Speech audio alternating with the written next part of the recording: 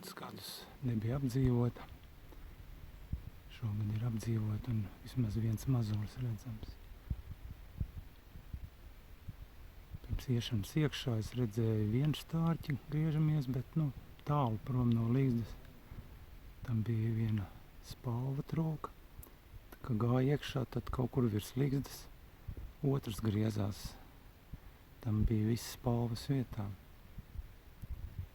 Tā kā jau bija aizdoma, ka vai līgzda šeit būs apdzīvota, vai jauna būs.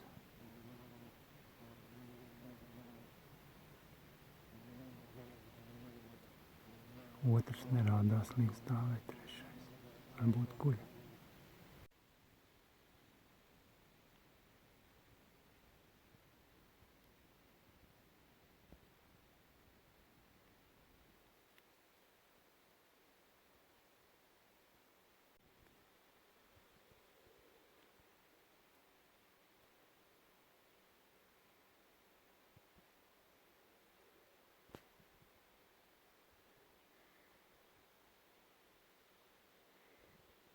Kreisā pusē aiz nolaustā zara viens redzams.